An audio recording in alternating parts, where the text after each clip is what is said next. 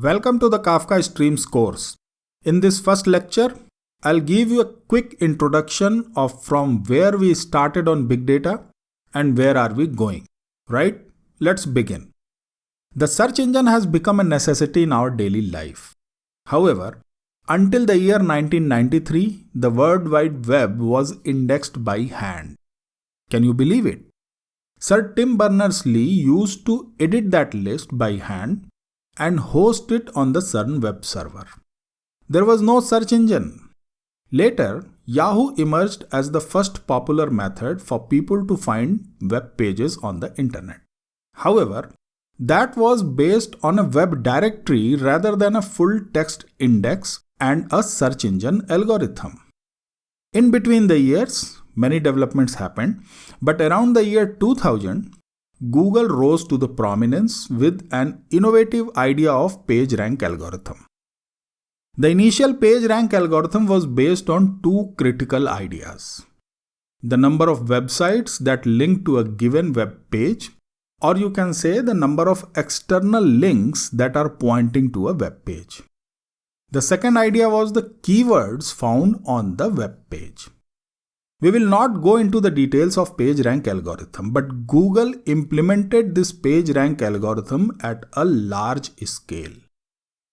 One of the critical requirements for implementing the PageRank algorithm was to crawl and collect a massive amount of data from the World Wide Web.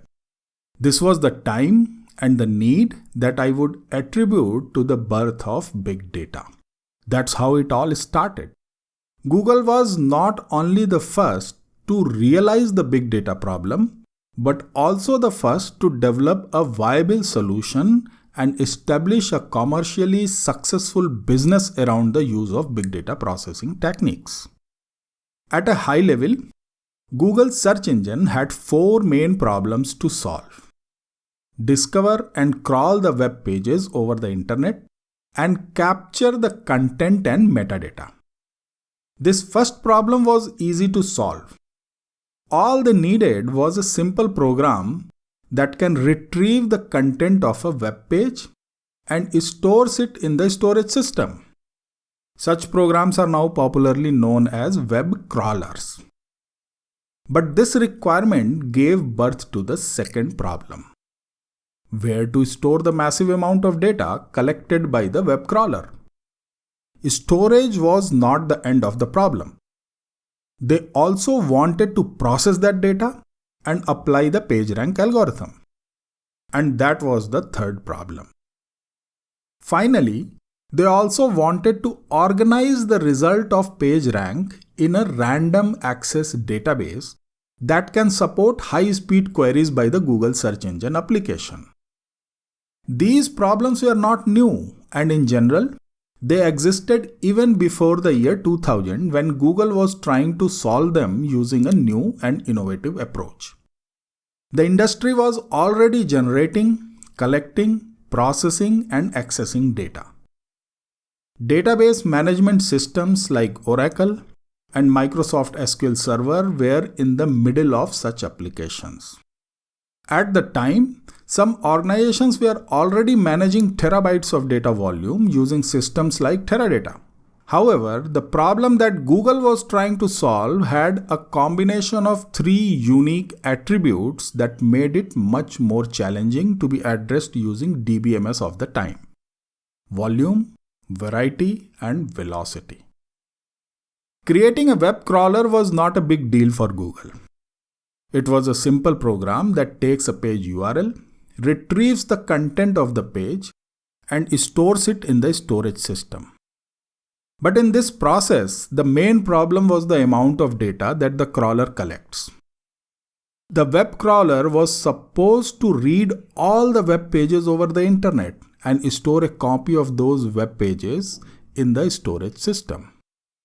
Google knew that they will be dealing with the massive volume of data. And no DBMS at the time was scalable to store and manage that quantity. The content of the web pages had no structure. It was not possible to convert them into a row-column format without storing and processing them. Google knew that they need a system to deal with the raw data files that may come in a variety of formats.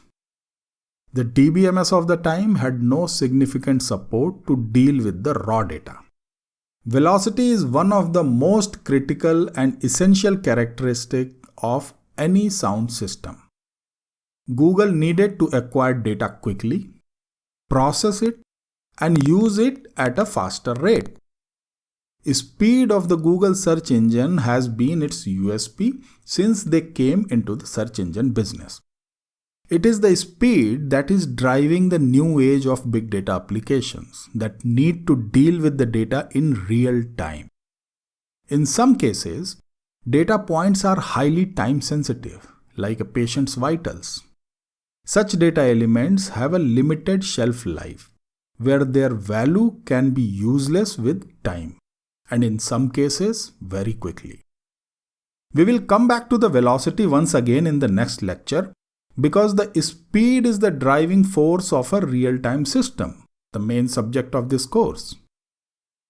Google successfully solved all the above problems, and they were generous enough to reveal their solution to the rest of the world in a series of 3 white papers.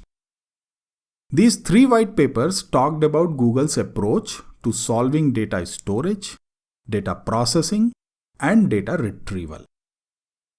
All these 3 white papers were well appreciated by the open source community, and they formed the basis for the design and the development of similar open source implementation called Hadoop.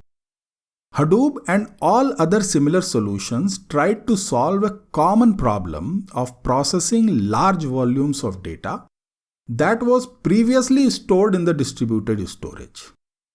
This approach is popularly termed as batch processing. In the batch processing approach, the data is collected and stored in the distributed system. Then a batch job is used to read the data and process the same by utilizing the distributed cluster. While you are processing the previously stored data, the new data keeps arriving at the storage. Then you must do the next batch and take care of combining the results with the outcome of the previous batch. This process goes on in a series of batches. In the batch processing approach, the outcome is available after a specific time that depends upon the frequency of your batches and the time taken by the batch to complete the processing. The insights derived from these data processing batches are valuable. However, all such insights are not equal. Some insights may have a much higher value shortly after the data was initially generated, and that value diminishes very fast with the time. In many cases, the data points are highly time sensitive, and they need to be actioned in minutes, seconds, or even in milliseconds. For example, a fraud detection system is much more valuable if it can identify a fraudulent transaction even before the transaction completes. Similarly, in a healthcare ICU or in a surgical operation setup, the data from various monitors can be used in real time to generate alerts for nurses and doctors, so they know instantly about the changes in the patient's condition. We will discuss some of the common use cases and data sources for such requirements in the upcoming lectures. However, it is essential to comprehend that the demand for the speed in processing the time-sensitive data is continuously pushing the limits of big data processing solutions. These requirements are source of many innovative and new frameworks, such as Kafka Streams, Spark Streaming, Apache Storm, Apache Flink, Apache Samza, and some cloud services like Google Cloud Dataflow and Amazon Kinesis. These new solutions are evolving to meet the real-time data processing requirements. Great! So, in this lecture, I talked about the big data problem and how it started. We also talked about the 3 white papers that Google published, which started the big data movement and led to the development of Hadoop. Hadoop grabbed immense attention and popularity among the organizations and professionals. But the Hadoop adopted a batch processing approach. And we briefly talked about it. But the expectation is now growing. And there is a need to handle time-sensitive data at speed. In the next lecture, I will discuss more on how you can start thinking about building solutions that can meet the real-time data processing expectations. See you in the next lecture. Keep learning and keep growing.